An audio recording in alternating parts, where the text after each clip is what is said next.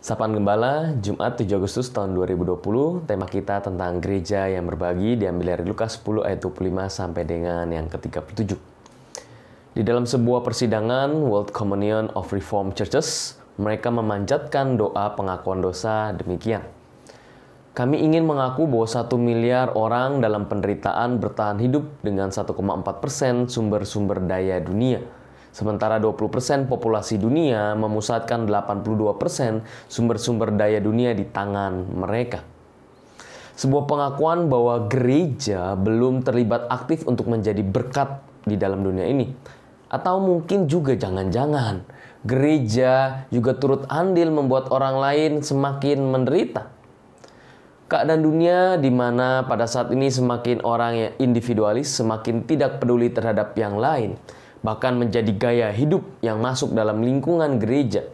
Gereja-gereja mulai tidak memperhatikan sesamanya, ataupun kalau memperhatikan hanya ala kadarnya. Pada saat ini mungkin saja gereja terjebak pada pietisme pribadi, kesalehan pribadi, tanpa mengingat bahwa seorang yang saleh atau pietis tidak seharusnya memikirkan dirinya sendiri, melainkan harus melakukan sebuah tindakan sebagai dasar spiritualitasnya. Oleh karena itu, apa yang harus gereja lakukan? Martin Luther King Jr. mengatakan bahwa gereja janganlah cukup hanya menjadi seorang Samaria yang baik hati. Tapi dia mengatakan bahwa dia harus melampaui hal itu. Orang Samaria yang baik hati menolong orang lain yang sedang kesusahan. Tapi gereja sebagai institusi, sebagai organisasi harus membuat, contohnya adalah harus membuat perjalanan dari Yeriko sampai Yerusalem sebagai ilustrasinya aman. Supaya tidak ada lagi yang namanya pencurian, tidak ada lagi yang namanya perampokan. Dan gereja di tengah dunia ini, gereja di Indonesia ini harus terlibat aktif untuk bisa mengentaskan segala sesuatu hal yang membuat orang lain merasakan kemiskinan. Menaikkan derajat. Dan gereja haruslah menjadi gereja yang berugahari terhadap sesamanya. Apa itu ugahari? Di dalam Kamus Besar Bahasa Indonesia, ugahari berarti kesederhanaan, kesahajaan. Jangan sampai gereja hanya memikirkan dirinya sendiri. Gereja membangun menara gading. Apalagi di tengah Indonesia ini. Di tengah persiapan pada saat bulan Agustus ini, kita mempersiapkan diri untuk menyambut kemerdekaan Indonesia.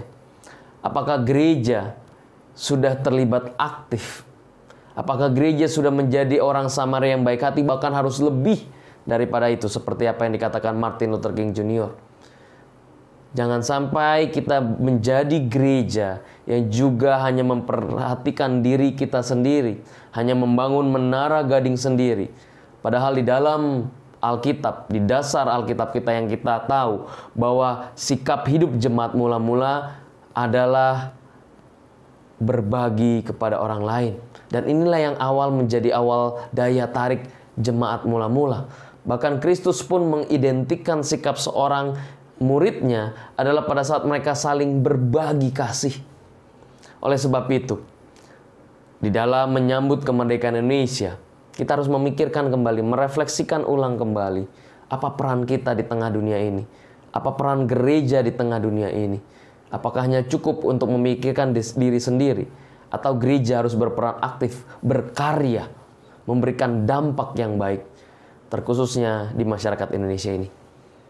Tuhan memberkati kita.